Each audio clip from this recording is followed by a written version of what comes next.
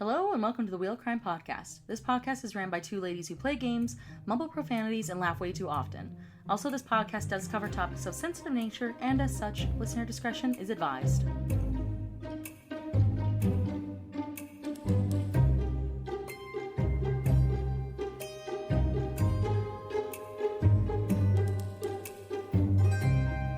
Hello again. We are now in the deep depths of September, and my name is Jenn. And my name is Emily. And yes, we've crested into this wee month of September in a really cute, fun way. I had a thought. It's gone now. What else is new? But I'm just trying to think about if there's anything like cool and unique from where we're from to share with our listeners. But not much. We're 1 week closer to the release of Taylor Swift's new album, Midnights. Ooh. I know you're jumping off the walls with excitement, Em. I also cannot contain my excitement. Yes, I am the biggest fan of Taylor Swift in maybe ever. I've been very longly awaiting this day to come to pass. Did you even know she was releasing a new album? I thought that was a rumor that I saw once, like a month ago. I had no idea. Yeah, she announced it a few weeks ago now that she's releasing her new album, Midnights, on the 21st of October. Okay, because I was like, it is something to do with midnight, and I know a bunch of, like, conspiracy theorists were like, it's called Midnight because she has this album called blah blah blah, and she talks about her relationships, and it's like the morning album, and then we have the new album and the evening album, and now we're gonna have the midnight album. I mean, a lot of conspiracy theories that I've heard, because one of her last albums was called Lover. It was originally supposed to be called Daylight, so people think that this is like the counter album to Lover. See, that would make way more sense than the deep dive one I saw. I sent it to you, but like I was like, this is too much for me. I don't know enough. And then the other thing I have seen is that there's lots of people who are like apparently afraid that this is like her last album of her career. Yeah, I've heard those theories too. But listen, Taylor Swift, she loves the number 13. That's her thing. She does things in 13s. So I think she's going to have 13, and this is only number 10. Okay, so we got 3 more left. I could see that. I mean, don't say it like that. I'll be sad when they're all done.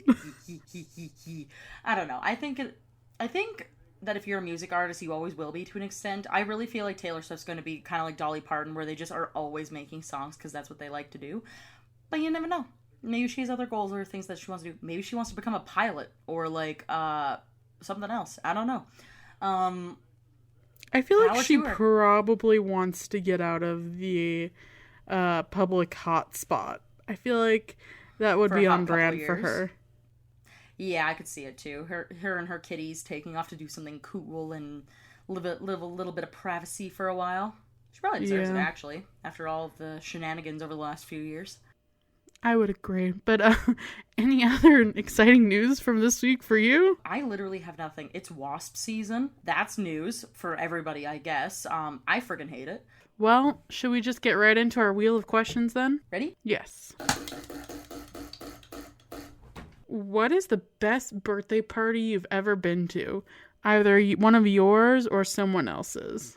I mean, you did throw a surprise birthday party for me one year, and that is one of my favorites. I will say that was mostly your mom's doing. I was just there for the ride. You definitely collaborated, but she spearheaded that movement.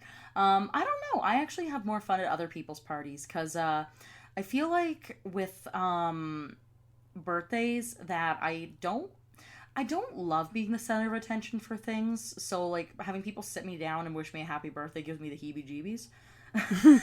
Same. So, I don't know. I much prefer going to other people's. I like being able to socialize and, like, feel like I'm there, like, supporting somebody on, like, a life event or whatever you want to call it. So, I don't know. I actually really always like your birthday parties because you collaborate it with New Year's and it's, like, extra exciting. And I get to hang out with you, which is like the best part. That is the best part, hanging out with you. Yeah. I feel like I don't remember what the best birthday party I've ever been to, but I could tell you like 10 really fucking weird ones that I've been to. Yeah, for sure. I can see that. But should we spin for our next question? Yes, let's spin away. What is your greatest fear? Like, are you looking for something super serious or just something that I'm afraid of? Like, I am very afraid of spiders, needles, and I'm kind of claustrophobic. Those are some of my biggest fears. Fair. I have many fears. I am, just like how you're afraid of spiders, I'm actually very afraid of balloons, which I don't know if I've ever told you about. Because it's embarrassing and I usually don't like sharing it, but in like recent years I've just decided that to embrace what my reality is. And then I also am really afraid of like caves and stuff. Like the idea of being like trapped somewhere underground really gives me the heebie-jeebies. You should not watch the movie The Descent then, because that's what that movie preys on. Oh god, no. Or it's like, I think I told you about the Nutty Putty incident once, because it popped on my Facebook somewhere, and of everything that I've ever read online, and I read a lot of things, that is the only thing that actually made me almost throw up. What is that? So, it's the one I told you about where this guy is, like, cave diving with his family, and he's going down this one channel that's, like, meant to be tight. And then it turned out to not be at all where he thought he was, because he accidentally was off in like a completely different area. And he ended up getting stuck in a tunnel that only gets thinner, and he was upside down, and they actually couldn't pull him out, so they cemented the caves shut, and he basically died of blood loss to his head, and every time he like would breathe, he would just sink lower and lower into the hole, and he couldn't get out. And that was it. He died 3 days after being stuck in there. That, I remember it now. That is horrifying. Literally, I read about it, and like I said, there's enough things that you see online eventually where you're like, yeah, there should be a few spooky things. That's one of those things that stuck with me, because I'm like, I honestly, like, this is one of those reasons why I do not care how, like, cool a cave diving experience would be. I would never. Because, like, the amount of, like, You'd never go spelunking. Oh, God, no. What on earth would I want to see underground that's so fucking cool? Rocks? We have rocks up here. I'll go to the gem shop. I don't give a fuck. You want to show me some cool pictures of, like, say, like, underwater algae? I'll look on National Geographic. I do not need to go below the earth where the badgers and the gophers and the spiders and all them other things live. They live there for a reason, and they can have it. My favorite quote from Emily 2022. Rocks, we got them up here. Well, like, why would I go? Because it's a cool experience. You don't know how many other cool experiences there are that a person can have that don't involve going underground. Like, a lot of them. So many of them. I never knew you were so passionate about this, but I'm glad to see the side of you. Thanks. No, well, because literally where would we go from where we're from where we just have, like, caves in the area? Nowhere. Other than I mean, there's lots of caves in, like, BC and, like, towards... Not in, like, Alberta, unless you're, like, in the mountains. Like, in the prairies, which is where we're There's from, mountains in Alberta. The only cave you're gonna find is one where a cow maybe stomped in one place a few times and made a hole. And you're not gonna fit in there. So, like... I mean, there's literally caves out by Drumheller. I mean, I knew that, but I don't go there. See? Like, I know where they are, and that is why I don't go there. You know what? Fair enough. I understand. See, you don't understand, like, the nauseous thrill that I had when you and I went through, or no, we didn't get to do that, when I went with my family through that little mining thing, because it's like a cave that they blocked off, but, like, they lead you up through, like, the actual mining shaft, and I thought I was gonna pass away. I was like, it's gonna collapse, and we're gonna be stuck in here forever. But yeah, Emily's really living on the edge. Literally. So yes, that is probably, I think, one of my bigger fears. I'm pretty good with most other things. Like, I used to be really afraid of, like, you know, the vague concept of being alone forever. But, That's depressing. But now that I'm older, I kind of like being alone, so I feel like that's, like, not my biggest fear anymore. Fair enough. But I am still afraid of balloons. And I think that one's just gonna be forever. That one's here to stay. Yes. Have I told you about that before? I feel like you mentioned it, but I didn't know it was like a serious fear. Yeah, so like when I was a kid, which I've already told you kind of how that went for me. I used to have a bunch of kids who would like chase me with balloons and pop them right in my ears and my face all the time. Oh And my so god. now, so now, even if it's say like just like a party and there's balloons there, like literally a birthday party, I can't. Like, I will not be anywhere near them. Like, if one pops, I have to leave. Like, I cannot do it. I can't do it. It makes me, like, wildly uncomfortable, and I can't even be in the same room as them. I mean, you should have told me. Our Leprechaun shoot from a few months ago Oh, that's included fine. blue. But they're not, like, the blow up round kind. That's specifically the kind that puts me on edge. Those, like, little letter ones don't have enough, like, tension in them to pop like that. So they're fine. Okay, I see. There's rules. Wow, There's rules to my strange fears. There's rules. Well, at least there's rules and order, but that sounds traumatizing. So I kind of understand why you're afraid. Yeah, well, and then like too, like some people really do find it funny when like how startled people get when a balloon pops, whereas it just like it immediately makes me want to throw up. It's funny because I was recently at a birthday party where a balloon popped, and one of the women there got really scared and started crying uncontrollably for at least 30 minutes. Oh yeah, that used to be me. But since then, like I said, I try to like climatize myself to my fears because I think it's kind of stupid to have my life controlled over a fear of balloons, for example. But there are certain things that will put me over the edge, so I just try my best to avoid them, and that's basically how that goes. I mean, that's fair. Yeah. See, it's funny though because I just tell people nowadays that I'm not scared of anything. Like if they do ask and I don't know them like super super well, not nowadays, a few years ago.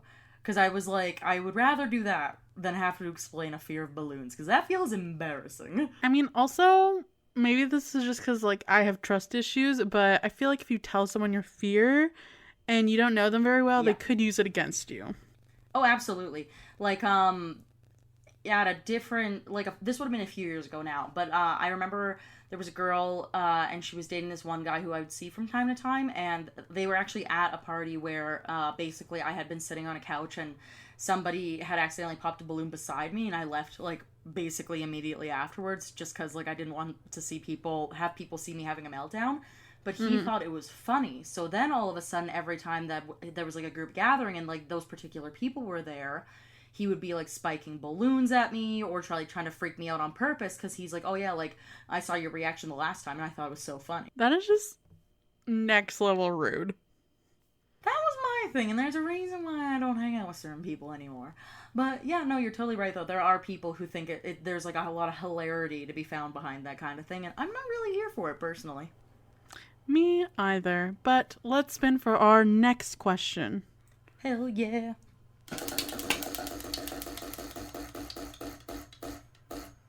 All right, let's hear it. All right. So I mentioned one of my fears is I'm kind of claustrophobic. I don't really like small spaces. Yes. Are you afraid of small spaces?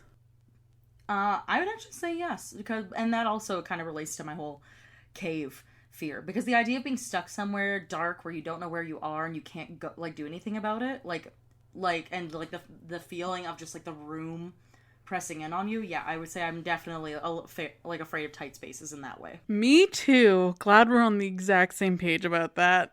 See, this is why you need to enjoy camping more, because that doesn't happen when you're in the literal world where there is so much space.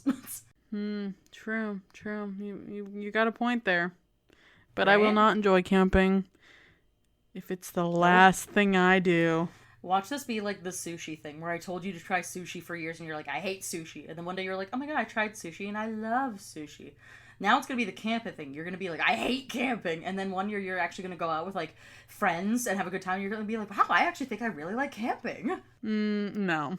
I'm too stubborn. I'm a city girl. City girl. All right. I got nothing more to add to that other than I totally get you. So do we have one more question left? Yes.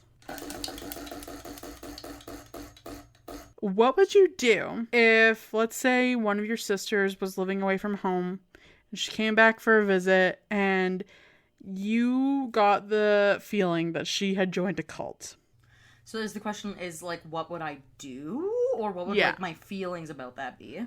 What would you do? Like, would you do nothing in hopes that she wouldn't further distance herself from your family? Would you try to get involved and help her get out of it? Like, what would your gut reaction be? So, because I know my family, I also know that they can be very stubborn, and if they kind of are already thinking something that challenging them on that idea, myself, would probably create distance. So for me, without getting too involved, because, like I said, they would be overly suspicious, I would probably start trying to get them to question why they're doing and saying the things that they're doing, you know?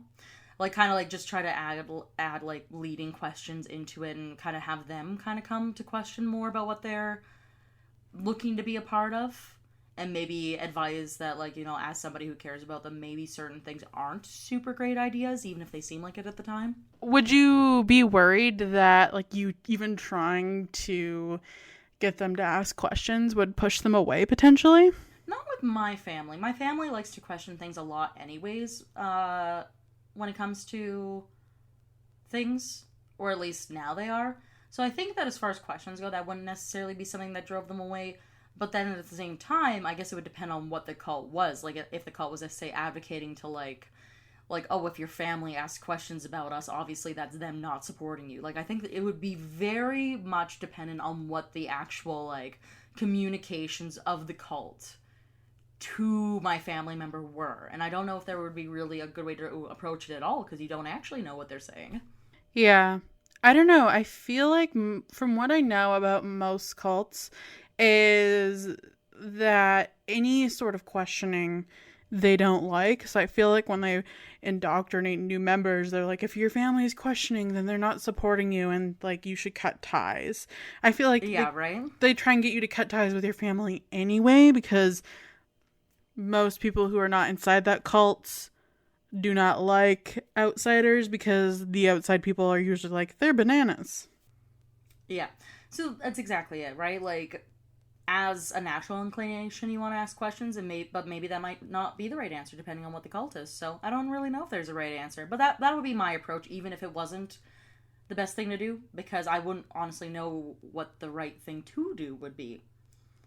Because obviously chaining them there and then having the CSI come in and, like, interrogate them on the cult's also not a right answer, right? There are no right answers. Yeah, it would be a really tough situation. I feel like it's one of those things where, as much as you would want to interfere and be like, you need to stop, this is horrible, I feel like those types of things often are like realizations that people have to come to themselves, and you kind of just have to be there to support them so that when they do want out, they have somebody to turn to. Exactly, yeah. It's actually, I've noticed just with, like, stories of cults that you shared with me in the past, as well as, like, some stories and testimonies that I've seen from people online. It actually sounds like there's a huge connection in behavior between people who struggle from addiction and people who are in cults. Because the recovery from both is very similar, where you cannot make the decision for another person on whether they're doing drugs or whether they're going to join a cult or what they do, but you can be there to support them if they ever, for wanting to change. And then it's like that whole, like, idiom where it's like, you can lead a horse to water, but you can't make it drink type thing. Right? Exactly. Yeah. So, yeah, it's a hard situation for sure, but yeah, I don't know if there's really a right answer. Don't think there is, unfortunately, but that would be a real tough one. Anywho, that brings us to the end of our questions. Do you have any guesses about what my story is for you today? Ooh, I think that your story is going to be, there is a family, and their sibling disappears, and then when they return, they've obviously joined a cult, and they try to save them, and then something terrible happens. Like, I'm gonna give you, like, a 2.5. Okay. I'll take it. Yeah, Now, you're like... Now give me the juice. What are we talking about today? Okay, so today we're talking about Cameron Hooker, and he was born in Alturas, California on November 5th, 1953.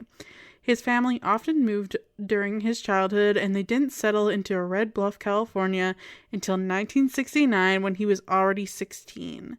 In 1972, Cameron graduated from high school and began to work at a local lumber mill called Diamond International Lumber Mill. In 1973, Cameron met a 15-year-old teenager named Janice Lashley, and Janice had a rough home life. She was abused by her family and had no sentimental relationships before meeting Cameron. As a result, Janice was submissive and she offered no resistance when Cameron called her a whore and introduced her to bondage and sadomasochism, even after he almost drowned her once during one of their sessions. So we went from 0 to 100 real quick here. It's about to get worse. That is fast and furious. All right. Yes. Cameron's favorite game was to hang Janice by her wrists, completely nude, and hit her several times with a bullwhip.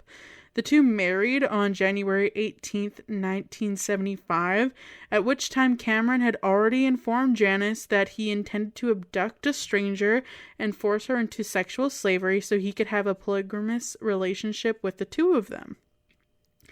At some point before their marriage, Janice got Cameron to agree to two conditions.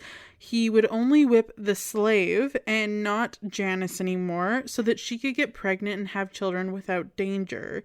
And he would only have penetrative sex with Janice because she didn't want this other captive woman to be producing any babies for him.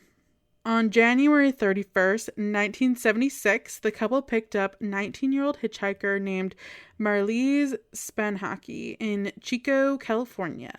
They drove her to her intended destination, but as she was getting out, Cameron grabbed her and forced her back into the car. Marlise was brought into the couple's home where she was hung from her wrists in the basement, undressed, and tortured for a day. She was then shot in the stomach with a pellet gun and subsequently strangled by Cameron for unknown reasons. The body was later buried in a shallow grave near Lassen Volcanic National Park and never recovered. At the time, the police suspected that Marlise's boyfriend was responsible for her disappearance because the two of them had an argument just before she disappeared. So, obviously, since Cameron and Janice had killed Marlise, they needed to find their next victim if they were going to achieve this polygamous relationship that he so desired. On May 19th, 1977, a young woman named Colleen Stan was hitchhiking from her home in Eugene, Oregon to Northern California to attend a friend's birthday party. She was 20 years old and at the time had hitchhiked plenty of times before. She actually considered herself an expert hitchhiker and had already turned down 2 rides that day because they were too sketchy. Ah, yes, an expert on judging people within the first 5 seconds of meeting them and think you know who they are. Okay, cool. Yes, but when a blue van pulled over in Red Bluff, Colleen saw that it was being driven by a man who had his wife in the passenger seat and a baby in the back seat. Colleen deemed them safe because it was a young family, so she accepted the ride. The man driving that vehicle was unfortunately our dude Cameron and his wife Janice. So I think you know how this is going to go. Yeah, I'm suspicious, to say the least. When they stopped at a gas station along the way, Colleen had got out to use the bathroom. She suddenly said that she had a really bad gut feeling. She said, quote, "A voice told me to run and jump out a window and never look back." But she unfortunately did not listen to that gut feeling, and instead she calmed her fears and went back into the car. Soon after, Cameron pulled off the highway and put a knife to Colleen's throat once they were in an isolated area. She was subsequently locked in a wooden head box that was designed to prevent light and sound and fresh air from entering. From the pictures, it looks a lot like a coffin. Ooh, alright. Yes. On the first night of her kidnapping, Colleen was strung by her hands, physically attacked by Cameron, and left blindfolded and suspended while the pair had sex below her. In view from the box, she propped up her purse under the bed and she was able to see a photo of Marley's, who Colleen didn't know at the time, but was their last victim. Colleen proceeded to be kept locked in that box for 23 hours a day. So Cameron told Colleen that she was being watched by a large, powerful organization called the Company, which would painfully torture her and harm her family if she tried to escape. Cameron wanted Colleen to be like a female character in the 1954 French erotic novel Story of O, and soon started raping her, which mostly consisted of oral rape. Cameron didn't have vaginal sex with Colleen because it was a breach of his agreement with his wife. So at least he's a man of his word, I guess. If there's a plus side, I guess. Yes, a very bleak plus side. So instead, he raped her vaginally and anally with implements. Following this, the Hooker family moved to a mobile home in Red Bluff with Colleen, and she was kept locked in wooden boxes under the couple's waterbed. In January 1978, Colleen was given a contract and forced to sign herself into slavery for life. After being locked inside of a small wooden coffin for around 8 months straight, she signed that contract and became a slave referred to as K. She was forced to call Cameron master and was not allowed to talk without permission. Also in 1978, Janice gave birth to a second child on the waterbed above Colleen. Colleen said that her faith in God and belief in a chance of escape helped her survive. Her greatest fear was the Company, which Cameron reinforced daily to avoid painful punishments. Colleen simply complied with his commandments. And because Colleen had been with them for a while, and because she was so compliant, she started to earn some privileges with Cameron. He allowed her to go out to jog, work in the yard, care for the family's children in the mobile home, and help him build bigger accommodations like an underground dungeon for more slaves that he planned to capture. So that's super fun. Mm-hmm. So even with an open door, neighbors, and a telephone, she made no attempt to escape because of her fear of Cameron and the Company. In 1981, Cameron let Colleen visit her family by herself, and she still did not reveal her situation due to her fear of possible consequences. Her family thought that she was involved with a cult because of her homemade clothes, lack of money, and absence of communication over the years. They did not want to pressure her, fearing that she would stay away forever. So, similar approach to what you would do. Yeah. The next day, Colleen returned for a second visit with Cameron posing as her boyfriend. Colleen said that she was happy about visiting her family, who were therefore able to take a photograph of her and Cameron happily smiling together. According to Colleen, Cameron feared he had given her too much freedom and took her back to his mobile home, where he locked her in the wooden box under his waterbed, and she remained in the box for 23 hours a day for the next 3 years. Bodily functions were dealt with by her using a bedpan, which she positioned under herself with her feet. She was not allowed to make any noise and had to lie still for 23 hours at a time in the dark with little air to breathe. During the summers, the conditions were especially harsh on her, as the temperature in her box would rise to over 100 degrees Fahrenheit or 38 degrees Celsius for us Canadians. And to feed herself, she ate scraps of food. During this 3-year period, Cameron even told his young kids that Kay had gone home because she used to babysit them, so they were wondering where she went. But once the kids went to bed, Cameron would take Colleen out of the box to feed and torture her. It was not until 1983 that Colleen was reintroduced to the children and neighbors. She was also allowed to get a job as a maid at a motel. Cameron wanted Colleen to become his second wife, which was a turning point for Janice.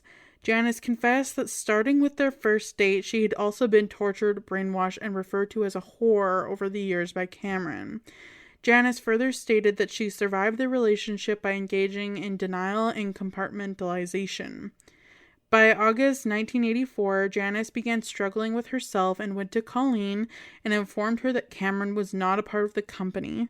However, she maintained that the organization did exist. Janice then helped Colleen to escape and took her to a bus station, where Colleen was able to call her family and get them to wire her the money for a bus ticket. She also made a call to Cameron, surprisingly, to inform him that she was leaving him and that he reacted by bursting into tears. This whole thing is rattling me. I can't. Like, seriously? Yeah, he's like, no, don't leave me. I love you. Oh, yeah, sure. Okay, yeah, let's just call love suffocating somebody under a waterbed for years. No kidding. Jesus. Horrendous. Men are disgusting. They are. So Janice did beg Colleen not to go to the police, claiming that she could rehabilitate Cameron.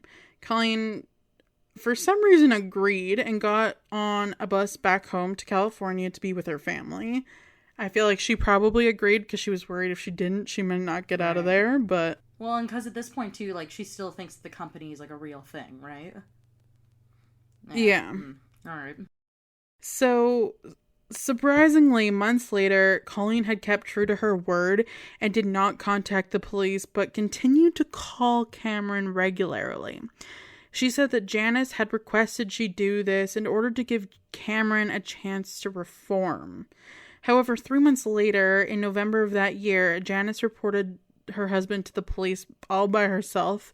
I guess she realized that he was not able to rehabilitate from all of this on his own. And she informed Lieutenant Jerry D. Brown of the Red Buff Police that Cameron had kidnapped, tortured, and murdered Marlise Spanhawk, who had disappeared on January 31st, 1976. Cameron was subsequently arrested, and authorities were unable to locate the remains of the woman due to the lack of physical proof. No murder charge was brought.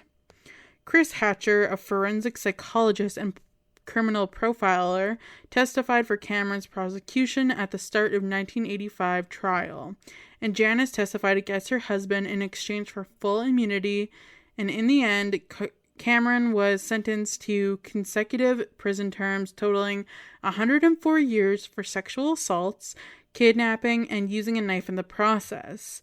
Originally ineligible for parole until 2023, he had his hearing date moved up 7 years to 2015 by California's elderly parole program.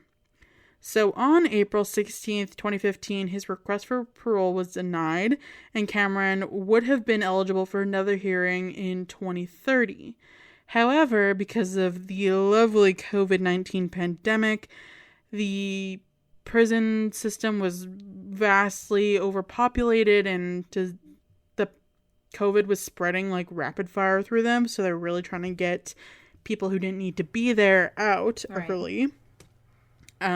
Even though he's not the man to release early, I don't think. I would say not. Definitely a menace to society, but alright. So, California officials contacted Colleen and advised her that they were looking into possibly granting Cameron parole in March 2021. Instead of a parole hearing, authorities scheduled a hearing in September 2021 to decide if Cameron should be classified as a sexually violent predator, which would result in his civil commitment to a state hospital. Tama County District Attorney Matt Rogers says that since then, he and others have made efforts to stop Cameron from being allowed out of confinement. He said, quote, "Because of changes to California sentencing law, his sentence was reduced down based on charges to credit calculations and possible things like that, and he became eligible for parole rather than being paroled." Quote, "A judge heard the evidence from state doctors and determined that there is probable cause to believe that Cameron does meet the definition of a sexually violent predator. Since a judge has now determined that there is a probable cause that Cameron is a sexually violent predator, he will go to trial, which could be a court or a jury trial. If in that trial he's found to be a sexually violent predator, he will not be paroled but confined to a state mental hospital. And If that trial successfully determines that he is in fact a sexually violent predator, he could also get released if officials then determine he has been properly rehabilitated. But even if that happened, the district attorney says the entire process could take 10 to 20 years for a man who is already considered a senior citizen. After the original 1985 trial, Colleen decided to study for an accounting degree, and on March 9th, 2014, there was a New York Daily News article which Colleen was quoted as saying, "Tried to move on to a normal life, but miserably followed her of a string of failed marriages and a troubled child now in jail." Colleen also joined and volunteered for Reading Women's Refugee Center, an organization to help abused women. Janice reverted to her maiden name, Lashley. Wonder why she didn't want to keep a hooker. She became a registered associate social worker and has worked as a mental health professional. Both Janice and Colleen continue to live in California. However, they do not communicate with one another. That's fair. And that is my tale for you today. Ooh, I feel like every time you tell me a story of any crime, I always just leave feeling so disgusted, especially by men.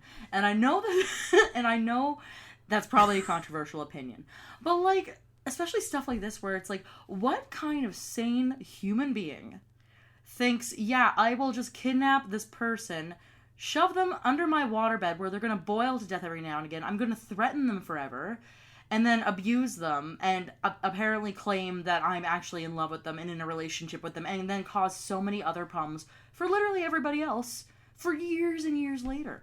Like, this is madness. I feel really bad for Colleen. I feel like she never got her justice. The adjustment period after finally breaking free of that kidnapping and like trying to just live a normal life would be like a steep learning curve. And I feel like it seems like she's had like lots of like ups and downs, and I think she's doing a bit better now, but I just can't even imagine how you possibly move on from something like that. I don't know if you really ever do. There's a new documentary, it's called Girl in the Box, that came out where she's basically talking about her experience, and she mentioned how before any of this even happened, like, she was super claustrophobic, and that was like one of her biggest fears was small spaces.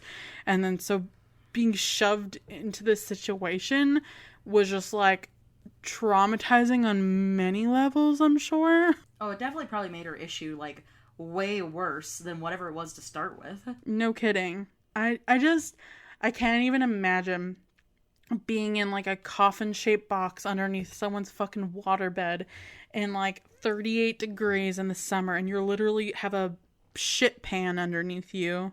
Mm-hmm. Literally everything you told me, just like I said, it just really amplifies my feeling of disgust and horror. Because like I said, a sane person does not think like this. No. You know what I mean? Like, and I'm just so horrified for the fact that she even had to go through it. It's, terrible. I also feel bad for Janice. Like, she came from a bad home life and then just kind of got sucked into this man who made things also terrible. Probably did a lot of the same things to her. Uh-huh. Yeah, I know. The abuse cycle, there's really a lot to be said for how people fall into this kind of stuff, but... Yeah, I don't know. I just hope they're both doing better now. Me too. I heard nothing but victims in this case, and like I said, really, really hard not to feel disgusted, and like I said, I know the whole, like, men thing is a little controversial, because obviously not all men, but... I don't think it can be controversial after you hear this story. Yeah. I think, men is the appropriate response. Exactly. And, like, there is something to be said for consistency in how a lot of the...